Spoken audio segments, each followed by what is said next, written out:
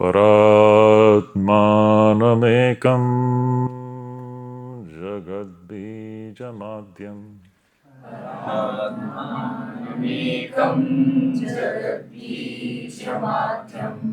निरीहं निराकारमोङ्कारवेद्यम्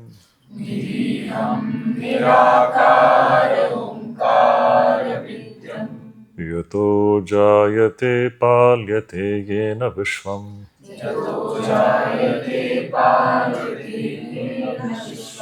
तमीशं भजे लीयते यत्र विश्वम्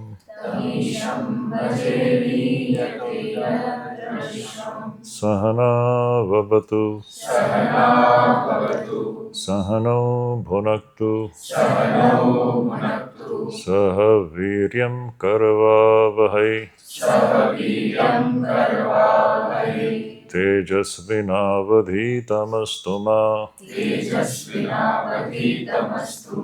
विद्विषावहै। ॐ शान्ति शान्ति शान्तिः।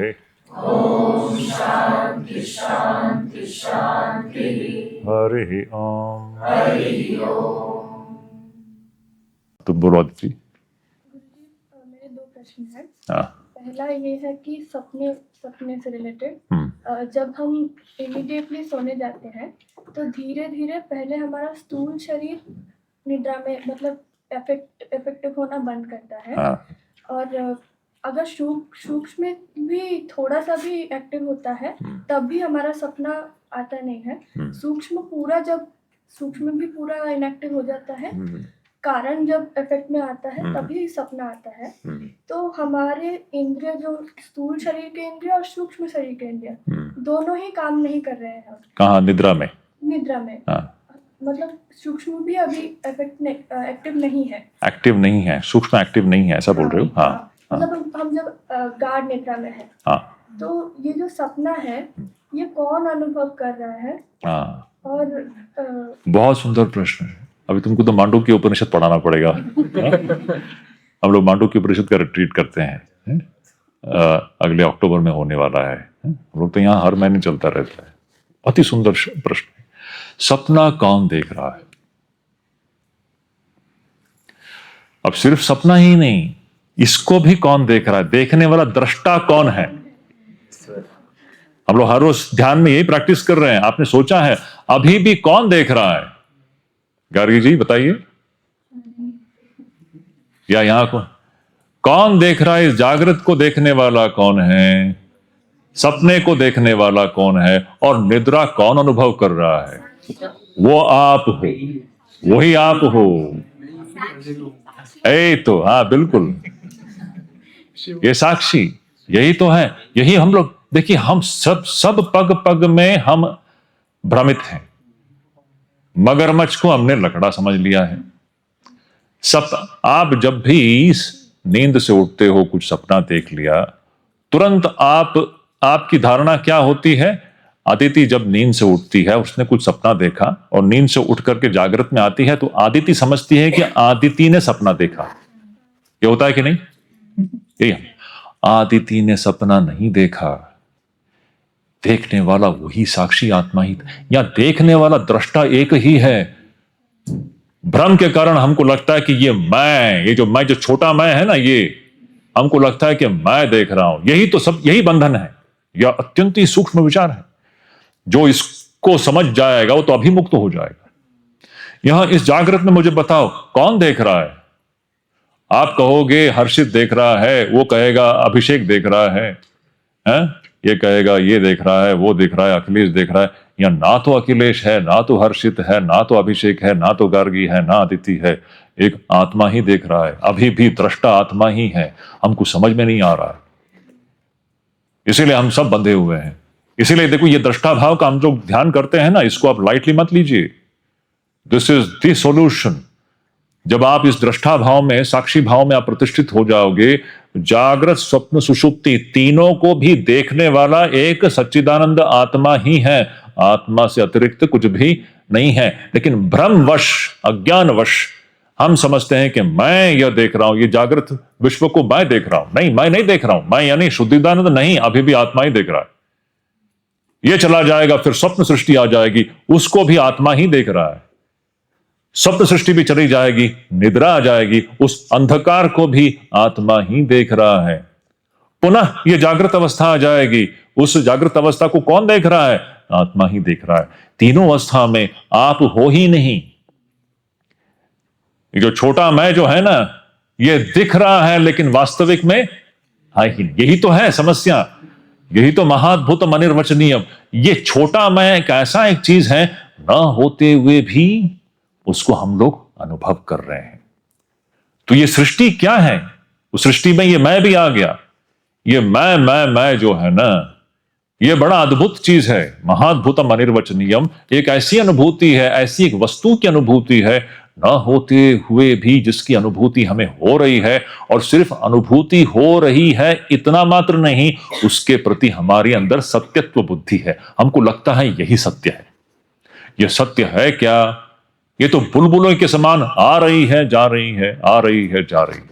तो समझ रहे हो? तुम्हारे प्रश्न का उत्तर मिला ना? तो सपना कौन देख रहा है? आदिति नहीं देख रहा है। अभी भी यह जो दृश्य कौन देख रहा है? देखने वाला कौन है? इसमें आदिति है ही नहीं। आदिति हमने देखा ना, स्थूल शरीर के पीछे आप सूक्ष्म चले जाओ, सूक्ष्म के भी पीछे चले जाओ, आदिति कहां है? ये कौन देख रहा है इसको पूरा? वो सच्चिदानंद आत्मा ही देख रहा है। दृष्टा सच्चिदानंद आत्मा ही है। देखो, इसमें प्रतिष्ठित होना हमारे दैनंदिन जीवन में यह मनुष्य का मुख्य उद्देश्य है। जो व्यक्ति इसमें प्रतिष्ठित हो जाए, अब देखो, अब उसका फल देखिए, आनंदमय उसका जीवन होगा। ये भ्रम जिस दिन टूट गया ना, उसका जीवन आनंदमय होगा, वो जीते जी मुक्त हो जाएगा। अंडरस्टैंड ये बात? अच्छा, और एक है, हाँ बोलो।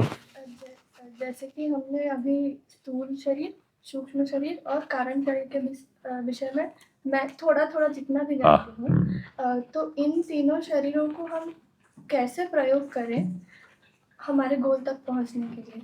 हाँ, वही अभी इन तीन शरीरों को कैसे प्रयोग करें? स्थूल शरीर का आपने बोला कि अच्छा, मतलब जितना चाहिए उतना ही, वो स्थूल का है। सूक्ष्म और कारण, देखिए, सूक्ष्म और ये सूक्ष्म शरीर जो है ना, देखो आदित्य, बहुत ही सुंदर प्रश्न है। देखिए, सपने पर आपका कोई नियंत्रण नहीं है ना? तो आप सूक्ष्म शरीर को, आप सपने जो है ना, उसको आप कुछ नहीं कर सकते हो, वो अद्भुत है। लेकिन इस जागृत में आप जो करते हो वह सचेतन पूर्वक आप करोगे। अब सचेतन पूर्वक करने का मतलब, शास्त्र से अब आपको एक दिशा प्रदान कर दी गई है, तो जो भी करना है इस जागृत में ही करना है, इस स्थूल दशा में ही करना है। इसका प्रभाव आपके स्वप्न में पड़ता है। स्वप्न यानी और कुछ नहीं है, आप जागृत में जो कर रहे हो ना, उसमें से छूटी हुई जो संस्कार है, वही संस्कार स्वप्न के रूप में प्रकट होती है। मैंने कहा ना, ये सब संस्कार है। आप यह मत समझिए कि आप कुछ कर रहे हो तो वहां पर खत्म हो गया। आप जो भी कर रहे हो वो एक संस्कार छोड़ देती है। तो हमें जो भी करना है इस जागृत दशा में ही करना है।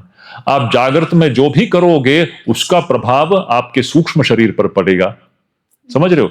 तो सूक्ष्म शरीर पर नियंत्रण लाने के लिए आपको इस जागृत में एक विशिष्ट प्रकार का जीवन जीना होगा। जो कैसे होगा? विवेक, वैराग्य, शमदम आदि षट संपत्ति, पूरा साधन चतुष्टय। साधन चतुष्टय, आप सपने में आप साधन चतुष्टय का अभ्यास कर सकते हो क्या?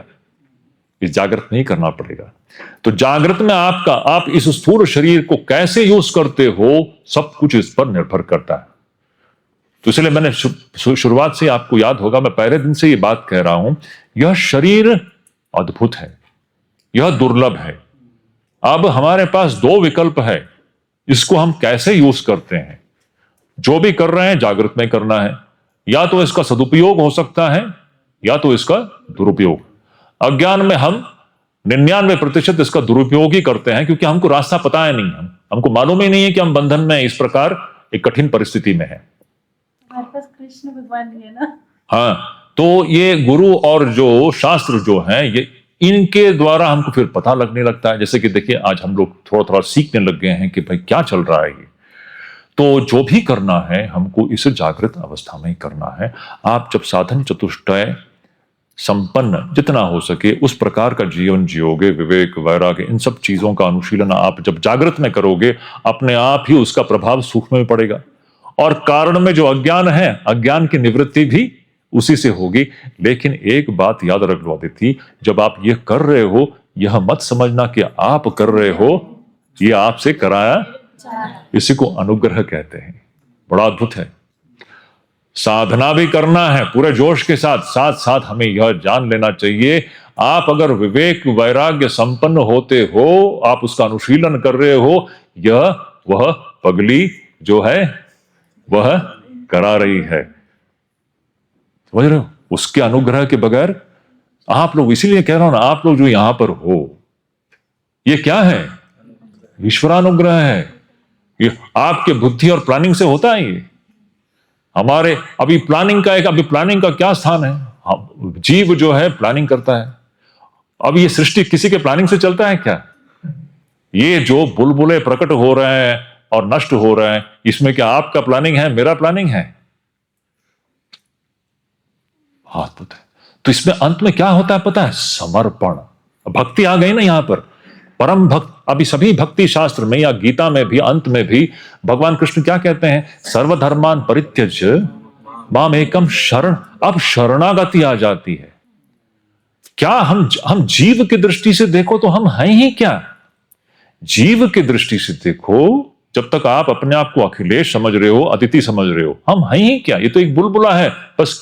वो तो वो बुलबुला वो उसके कंट्रोल में है ना? तो इस बुलबुले को समर्पण करना पड़ता है। कहां समर्पण करोगे? उस परमेश शक्ति महामाया जो काली है, ये सारे बुलबुले उसी का खेल है। वहां पर समर्पित किए बगैर हम कभी भी सही स्थान पर नहीं पहुंच सकते। तो जागृत अवस्था में भी आप जब भी साधना करोगे, साधना करते वक्त हमें यह जान लेना चाहिए कि ये सब उसी की कृपा से हो रही है। इसी को अनुग्रह कहते हैं। इसी को अनुग्रह कहते हैं। बताओ अखिलेश, तुम बताओ। अभिषेक बताओ। हाँ गुरुजी, उस दिन आया था मन में निष्काम कर्म का। हाँ। तो जो मैं अगर काम करता हूँ, मेरे परिवार के लिए काम करता हूँ, हाँ हाँ या फिर परिवार के बाहर एक ग्रुप ऑफ सोसाइटी के मेंबर, बिल्कुल बिल्कुल। हाँ, अभी इन सब प्रश्नों का उत्तर सहज है अभी, है ना? पहले अगर मैं कहता तो उतना सहज नहीं होता। एक मिनट, मैं आ रहा हूं, जस्ट 1 मिनट। पहले अगर मैं इन प्रश्नों का उत्तर देता तो इतना क्लियर नहीं होता। अब क्लियर। अब परिवार, आपका परिवार ही क्या मुझे बता, नंबर 1 है ना? जो इस दृष्टि में प्रतिष्ठित होगा, एक तो आपकी परिवार की जो परिभाषा ही बदल जाती है। अच्छा, उसका मतलब क्या है? फिर भी बदली हुई आपकी परिभाषा में भी आपको पहला प्रायोरिटी आपके माता पिता को ही देना होगा। अंडरस्टैंड? तो हमारा परिवार, अब पूरा विश्व ही हमारा परिवार है, लेकिन फिर भी वह 2 व्यक्ति जिन्होंने आपको जन्म दिया, वो आपके लिए प्रायोरिटी रहेगा। लेकिन वहां तक आप सीमित नहीं रहोगे। समझ रहे हो? पहले तो हम वहां तक सिर्फ सीमित ही थे। पहले हम सिर्फ वहां तक सीमित थे। अब आप सीमित नहीं रहोगे। प्रायोरिटी वही रहेगा। आपको पहले, अगर आप विवाहित हो तो पहला प्रायोरिटी आपकी पत्नी है, आपके बच्चे हैं, आपकी जिम्मेदारी है। एक गृहस्थ होने के नाते यह आपका कर्तव्य है कि पहला आप अपने पति है या पत्नी है या बच्चे हैं, उनका आप, उनके प्रति जो कर्तव्य है उसका निर्वाह करें। लेकिन जो इस दृष्टिकोण में प्रतिष्ठित है, सत्य दृष्टि में प्रतिष्ठित है, वो वहां तक सीमित नहीं रहेगा। वो करते वक्त भी उसका जो, अभी वो प्रेम करेगा ना, अभी तो वो आसक्त नहीं है, उसके अंदर प्रेम है, सब समान है, उस घट घट में राम देख रहा है। तो उसके पास जो संसाधन होगा, उस संसाधन को पहले अपने परिवार के रक्षण पालन पोषण में लगाएगा, और जो अधिक संसाधन जो बचेगा ना, वह दूसरों के भी कल्याण के लिए लगाएगा। समझ रहे हो? जितना संभव है। अभी देखो, हम सब के लिए सब कुछ तो नहीं कर सकते हैं, लेकिन जितना संभव, मैं उदाहरण देता हूं। मैं सब गृहस्थ, आदर्श गृहस्थ कैसा होता है, अब बहुत सारी चीजों का यहां पर समाधान हो जाएगा। देखिए, जीवन में धन संपत्ति समस्या नहीं है। आप गृहस्थ हो, आपको तो धन का अर्जन करना ही चाहिए। वो गृहस्थ जो धन का अर्जन नहीं करता वो अपना कर्तव्य का पालन नहीं कर रहा है। A house holder should earn money, he should become rich. ध्यान से सुनिए, एक गृहस्थ जो है उसको तो धन का उपार्जन करना ही होगा, लेकिन धर्म के मार्ग पर। कभी भी अधर्म का तो कोई स्थान ही नहीं है यहां पर। झूठ छल के माध्यम से वो तो प्रश्न ही नहीं उठता, तो हमको डिस्कस भी नहीं करना है। धर्म और सच्चाई के मार्ग पर आपको धन का उपार्जन करना ही होगा, लेकिन धन आपके जीवन का केंद्र नहीं हो सकता। आपका जीवन का केंद्र वह ईश्वर दृष्टि ही है, लेकिन आप समाज में गृहस्थ होने के नाते आपको धन का उपार्जन करना ही होगा। धन अपने आप में समस्या नहीं है। समस्या क्या है? धन के प्रति लोभ, धन के प्रति आसक्ति समस्या है। इसको लिख के रख लीजिए। समस्या धन नहीं है, धन के प्रति जो आसक्ति है, धन के प्रति जो लोभ है, यह समस्या है। धन समस्या नहीं है। मैं क्यों कह रहा हूं?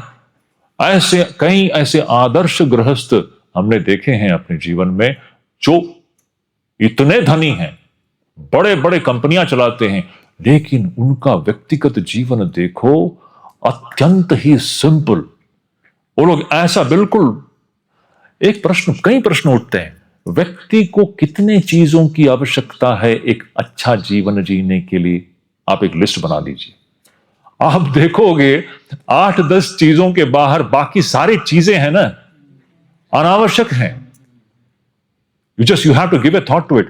Just tell me how many things do you need to lead a dignified life? My dignified life की बात, you don't have to live in shambles. No. To lead a decent, dignified life at the physical plane, tell me how many things do you need? You will see the things are very limited. Beyond that, it is all luxury, या just creation of greed. The greed has got no end. लोभ का तो कोई अंत है ही नहीं। आपको एक सुरक्षित, एक डिग्निफाइड जीवन जीने के लिए स्थूल स्तर पर कितने चीजों की आवश्यकता है? आप देखोगे आपकी आवश्यकताएं बहुत ही कम है। तो ऐसे कई मैंने ऐसे आदर्श ऐसे मैं जानता हूं, हम सभी लोग जानते हैं, जो उनके प्रारब्धवश कहिए या वो अच्छे हार्ड वर्किंग है, उनके पास कुछ टैलेंट्स हैं जिसकी वजह से काफी धन आ गया है उनके पास, धर्म के रास्ते पर चल करके, छल करके नहीं।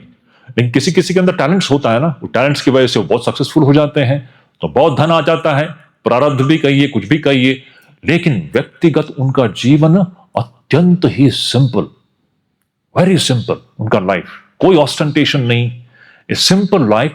और ये लोग क्या करते हैं? उनके पास जो संसाधन आज प्रारब्धवश कहिए या उनका जो कर्मवश जो संसाधन उनके पास आ गए हैं, जो धन उनके पास आ गया है, उस धन के प्रति थोड़ा सा भी आसक्ति नहीं है और लोभ नहीं है।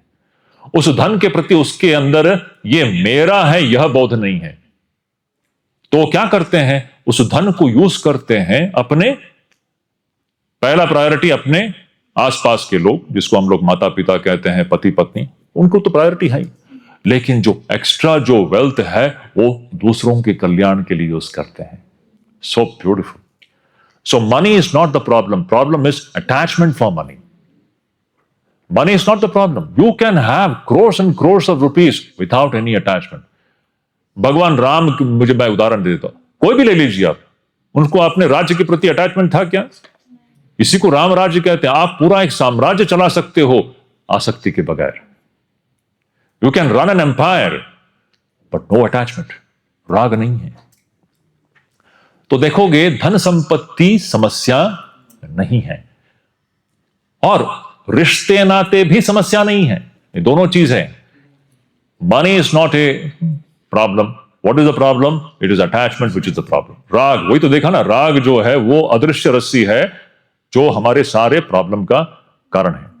और अभी रिलेशनशिप भी प्रॉब्लम नहीं है, प्रॉब्लम वहां भी अटैचमेंट ही है। आपका पति हो या पत्नी हो या आपके बच्चे हो, पति पत्नी बच्चे होने में समस्या नहीं है, अटैचमेंट प्रॉब्लम है। समझ रहे हो? आप अटैचमेंट के बगैर भी तो इनके साथ रह सकते हो, प्रेम से रह सकते हो, सब में ईश्वर देख करके रहना ये अलग ही चीज है, समझ रहे हो? तो दोनों भी देखोगे, रिश्ते नाते अपने आप में समस्या नहीं है, धन भी समस्या नहीं है, समस्या राग है, समस्या लोभ है। ये लोभ रहित, आसक्ति रहित, राग रहित आप सबके साथ कनेक्टेड हो सकते हो। आपके पास करोड़ों करोड़ों रुपए आ सकते हैं, वो आते हैं और चला जाता है दूसरों के कल्याण के लिए, है? हमारे एक महाराज थे, वो कहते थे, अभी हम लोग सन्यासी हैं, अभी रामकृष्ण मिशन में देखोगे, अब सन्यासी तो अपना व्यक्तिगत कुछ धन नहीं है यहाँ पर, है ना, अपना व्यक्तिगत कुछ नहीं है, ये तो संस्था का है। हम लोग भी करोड़ों रुपए हैंडल करते हैं, ये कैसा चलता है ये आश्रम? डू यू थिंक ऐसे ही चलेगा? We are handling huge amounts of money, money comes and it goes for the good of others. तो क्या प्रिंसिपल है? हमारे बड़े सब समय में कहते, पैसा आएगा लेकिन हथेली पर चिपकना नहीं चाहिए। It should not stick. No, ladies no better, non stick pans होता है ना, नॉन स्टिक पैन होता है ना, nothing should stick, let it flow, let the money come and let it go for the welfare of others. This is how you handle money.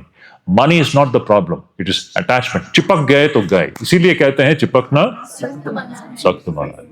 Sticking is strictly prohibited. या भी रिश्ते नातों में भी यही principal है, आप चिपक गए तो गए, प्रेम कीजिए, आसक्त मत होइए। अब राग, आसक्ति डेंजरस है, प्रेम तो, और प्रेम की फिर कोई सीमा नहीं है, उसका शरीर के साथ कोई लेना देना नहीं है, लिंग के साथ कोई लेना देना नहीं है। पशु प्राणी सबसे आप प्रेम करते हो, फिर वो शामू हमारा कुत्ता हो या पेड़ हो, पौधा हो, सबके प्रति प्रेम की भावना आ जाती है। प्रेम की कोई सीमा ही नहीं है। आप समझ रहे हो प्रेम और आसक्ति का अंतर? ये बहुत बड़ा पॉइंट है। आसक्ति हमें गुलाम बना देती है, बेड़ियों में बांध देती है, हमारे जीवन को नरक बना देती है। प्रेम आपको मुक्त कर देती है। प्रेम में आनंद ही आनंद है, उसमें एक बूंद कड़वाहट नहीं होगा। और आसक्ति में सब कुछ कड़वाहट ही होता है, हम सभी अनुभव करते हैं। घर गृहस्थी में वो कड़वाहट ही पैदा करती है ये आसक्ति। तो ये सब उसके क्या कहें इंप्लीकेशंस हैं कि जब ये दृष्टि आती है तो देखो, relationships are not the problem. अब अभी देखिए, आपको ये सब प्रैक्टिस करने के लिए आप घर गृहस्थी में करना है, आपको कहीं भागना नहीं है। अब वैराग्य का मतलब समझ रहे हो? लोगों के मन में वैराग्य और त्याग की विभिन्न प्रकार की कुछ कल्पनाएं होती है। मुख्यतः मेन चीज क्या है? भोग आपके जीवन का उद्देश्य नहीं हो सकता। भोग का अपना स्थान है, यथोचित स्थान है गृहस्थाश्रम में, लेकिन भोग जीवन का उद्देश्य नहीं हो सकता। धन भी जीवन का उद्देश्य नहीं हो सकता, लेकिन धन का भी यथोचित स्थान है। अनासक्त होकर के धन को हैंडल करना चाहिए। रिश्ते नाते भी अनासक्त होकर के चिपके बगैर उसको हैंडल करना चाहिए। सब में ईश्वर देख करके हर चीज को हैंडल करना चाहिए। Now, this is the intelligent way of handling everything in life. Is it not? What a beautiful picture comes out. This is how through Viveka you begin to handle everything intelligently. Till now we were mishandling things. अभी तक अविवेक में हम लोग सब mishandling ही कर रहे थे, लेकिन जब विवेक आ जाएगा तो आपको पता चलेगा हर चीज को, व्यक्तियों को कैसे हैंडल करना है, क्या दृष्टिकोण है। आप शरीर दृष्टि हो गई तो आप सर्वनाश, ईश्वर दृष्टि हो गई तो धन्य हो जाता है जीवन। ईश्वर दृष्टि से आप सब कुछ हैंडल कर सकते हो, और यह सच्चाई है। तब देखोगे आपका मन सब समय प्रसन्न रहेगा, आनंद में रहेगा। परिस्थिति अनुकूल हो प्रतिकूल हो, कुछ भी फर्क नहीं पड़ेगा, आपके आनंद को कोई भी छीन नहीं सकता। इसीलिए परमहंस रामकृष्ण है या लंगोटधारी रमण महर्षि है, सबसे में आनंद में क्यों है लोग? ये लोग कहां प्रतिष्ठित हैं? ईश्वर में प्रतिष्ठित है। हम शरीर में प्रतिष्ठित है, इसीलिए हम लोग मुश्किल में हैं। हम शरीर उस चर्म दृष्टि में प्रतिष्ठित है, वो 2 mm वाला जो चर्म दृष्टि है ना, हम लोग वहीं पर अटके हुए हैं, इसीलिए हम लोग कष्ट में हैं। ईश्वर प्रतिष्ठित हो जाए तो आनंद ही आनंद है। तो आपने जो पता है, ये अभी ये बहुत सारे प्रश्न ऐसे, मैंने उसका उत्तर नहीं दिया था। हाँ, तुम क्या बोल रहे थे रुचिका? हरिओम गुरुजी, मेरा जो क्वेश्चन है वो देवी माँ के लिए है, पर उससे पहले एक डाउट आ गया जो अदिति जी ने पूछा। हाँ, क्या है? तो मैं पहले वो पूछ रही हूँ, छोटा सा है। तो जो ड्रीम्स दिखते हैं हमें, मुझे डेली ऑलमोस्ट ड्रीम्स दिखते हैं, तो वो तो मेरे मेमोरी से दिखते हैं ना, जो मैंने देखा आसपास अराउंड वही रिफ्लेक्ट होते हैं, और सूक्ष्म शरीर का पार्ट ही है मेमोरी, आपने बताया। हाँ बिल्कुल, हाँ तो प्रश्न क्या है? कि स्थूल और सूक्ष्म यूज नहीं होता है हमारा कारण और बॉडी से ड्रीम नहीं, आपके प्रश्न स्पष्ट नहीं है, और एक बार बोलो आप क्या क्या प्रश्न कर रहे हो तुम? It's not clear to me. हाँ। सो ड्रीम जो मैं देखती हूँ हाँ। वो मेरे जो आसपास दिखता है मेमोरी से ही वो दिखता है मुझे। ड्रीम जो देख रहे हो मतलब आप यहाँ पर जो कर रहे हो वही का वहाँ रिफ्लेक्शन हमको ड्रीम में दिखाई देता है, ऐसा कह रही हो? अच्छा, वेरी गुड। मैंने आसपास मेरे फ्रेंड्स एक्वेंटेंसेस भी दिखते जागृत में जो देखा वही वहां पर दिखाई दे रहा है ना? हैं, पर आप बोले कि सूक्ष्म यूज नहीं होता है वो कारण बॉडी नहीं, मैंने सूक्ष्म यूज नहीं होता मतलब मैंने कब कहा? सॉरी वो बंद हो जाता है हमारे कारण। निद्रा में तो आप जब निद्रित हो तो कुछ दिखाई देता है क्या? गाढ़ निद्रा में what is your deep sleep experience Ruchika? When we are in deep sleep state we don't experience anything. Deep sleep में तो कुछ नहीं होता ना, डीप स्लीप में तो सिर्फ अंधकार होता है। When you are in profound deep sleep, when you are in deep sleep को दूसरा और भी कहते हैं ड्रीमलेस स्लीप। डीप स्लीप कहने से अच्छा होगा dreamless sleep, that state when even dreams are not there. Actually when we are going into deep sleep, deep sleep क्या है? वह दशा है जिसमें ना तो जागृत है ना ही स्वप्न है, दोनों भी नहीं है। जागृत और स्वप्न में सारी विचित्रताएं हमको दिखाई देती है, लेकिन गाढ़ निद्रा में कोई विचित्रताएं अनुभव करते हैं क्या? संभव ही नहीं है। You're not. We are all going through that state. In deep sleep, you don't see any manifested things, is it not? That is what is dreamless sleep. That is what I was referring to. In deep sleep, ये जो dream जो है ना, dream also gets merged or dissolved into that causal state, which is what is called as this deep sleep state. तो for the time being, everything is suspended. Deep sleep वह है जिसमें सब कुछ जैसे कि सस्पेंड हो गया है थोड़ी देर के लिए, फिर दोबारा वहीं से प्रकट होता है। नींद से उठते ही सब कुछ शुरू हो गया और दोबारा सब कुछ उसी में विलीन होता है, उसी से प्रकट होता है, उसी में विलीन हो रहा है, उसी से प्रकट हो रहा है, उसी में विलीन हो रहा है। ये चल रहा है, ये काली का नृत्य चल रहा है। ड्रीम्स में हमारा रोल रहता है सूक्ष्म का, हाँ, फिजिकल बॉडी का। पार्डन? ड्रीम्स में हमारा सूक्ष्म और फिजिकल बॉडी का रोल रहता है थोड़ा सा। ड्रीम में फिजिकल बॉडी का देखो, अभी इसमें इसको actually you need lot of explanation that. देखो रुचिका, हाँ, तुम बाद में रिट्रीट के लिए आओ। सब कुछ अभी सॉल्व हो गया तो फिर आप मायावती फिर आओगे? अच्छा, आपको मायावती दोबारा आना है या नहीं आना है? पक्का है क्या? अभी तो बोर हो गए ना 7 दिनों में। आप सोच रहे हो क्या ये पूरा 5 घंटे बस ये तो बिल्कुल हम पिसे जा रहे हैं यहाँ पर, हैं? बोर नहीं हो रहा आपको? अच्छा, उनको वो देखो। हाँ, मैं संक्षेप में बता देता हूँ, अभी उसको डिटेल में जाओ तो काफी लंबा हो जाएगा। देखो रुचिका, आप बोल रहे हो कि ड्रीम में स्थूल शरीर का काम होता है कि नहीं, ये प्रश्न है आपका? ऐसे पूछ रहे थे ना? नहीं, दोबारा ये आपका प्रश्न ही क्लियर नहीं है मुझे। सूक्ष्म का मेनली था क्योंकि उसका पार्ट मेमोरी होता है, मेमोरी से मैं सब देखती हूँ। मेमोरी से देखते हो? देखो ये हम मेमोरी से मतलब जो मुझे देखता है लोगों के चेहरे, फ्रेंड्स के, वो तो मेरे मेमोरी में ही है। नहीं, एक मिनट, ड्रीम की बात कर रहे हैं आप? अब ये किसके मेमोरी में है? प्रश्न है आप किसकी मेमोरी की बात कर रहे हो? नंबर 1, एक बात मैं बता देता हूं, मैं सरल बता देता हूं, सिंपल कर देता हूं। ये जो रुचिका जो अभी यहां बैठी हुई है ना, उसका एक स्थूल शरीर है, मान के चलिए तो है स्थूल शरीर है, सारा व्यवहार इस स्थूल शरीर को लेकर के होता है। अब जो भी कार्य हम इस दशा में बहुत ही तीव्रता के साथ करते हैं वो एक छाप छोड़ देती है। तो कभी कभी आप देखोगे, सपने में भी आप यही दृश्य देखोगे, आप सपने में भी यही क्लासरूम देखोगे वहां पर, है ना? सपने में the same thing gets repeated, something else also may be there, anything can happen. But what I want to say is dream is nothing but it is a creation of the impressions left behind in the waking state. This is one principle. हम जिसको सपना कहते हैं, स्वप्न दशा जो है, जागृत में किए हुए जो भी गतिविधियां हैं उसके छूटे हुए जो संस्कार हैं ना, वही संस्कार वहां पर एक्टिवेट हो रही है। इतना ही है। एक अंतःकरण है इस दशा में, अंतःकरण तो एक ही है, अभी भी अंतःकरण काम कर रहा है। ये अंतःकरण में सारे जो आप अभी जो भी कर रहे हो ना, अभी तक ये सब संस्कार छूट रहा है। आप यू मे नॉट अंडरस्टैंड। अभी आप जो पढ़ रहे हैं ना, अच्छा ये सब कुछ कहीं तो रजिस्टर हो रहा है ना? अच्छा रजिस्टर नहीं हो रहा है, कहां रजिस्टर हो रहा है? आपके हाथों में हो रहा है, पैरों में हो रहा है। अभी आधुनिक हमारे बच्चे कहेंगे ब्रेन में हो रहा है। ये दूसरी बीमारी है। हमको ऐसा पढ़ा दिया गया सब ब्रेन में record. Brain is not the place where it is getting registered. ये अंतःकरण में रजिस्टर हो रहा है अभी भी इसी क्षण। अभी आप जो लिख रहे हो, आप नोट डाउन कर रहे हो, मुझे बताओ ये कहां रजिस्टर हो रहा है? किताब में नहीं, आपके अंतःकरण में आप लिख रहे हो। ऐसा ऐसा ऐसा ऐसा छाप छूट रहा है।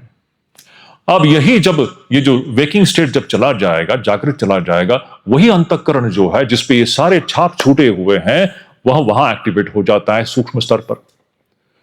उसी को हम लोग सपना कहते हैं। लेकिन सपने में जो भी दिखाई देता है, जब सपना चलता है वो फिर स्थूल ही होता है। सपना देखते वक्त आपको पता है कि ये सूक्ष्म स्वप्न दशा है। उस समय के लिए सपना जो है ना, वो बिल्कुल इसी प्रकार स्थूल होता है। कोई शंका? तो स्थूल शरीर क्या है? वहां जब सपना चलता है उस वक्त भी आप उसको स्थूल ही मानते हो, उस वक्त सूक्ष्म नहीं मानते हो उसको। जब आप सपना देखते हो, सपने में प्रसीदा है वहां पर, तो प्रसीदा क्या वहां सूक्ष्म है या स्थूल है? उस वक्त तत्काल वो स्थूल ही है। Is it not? When you're dreaming, in that dream world, you are existing as an individual. At that time, that is gross world for you. It is only when you come out of the dream, you say that, अरे वो तो सपना था, वो सब सूक्ष्म था। उससे बाहर आने के बाद हम कहते हैं, तो ये स्थूल और सूक्ष्म जो है ना, ये बड़ा, यही तो घुमा फिरा के क्या आएगा पता है?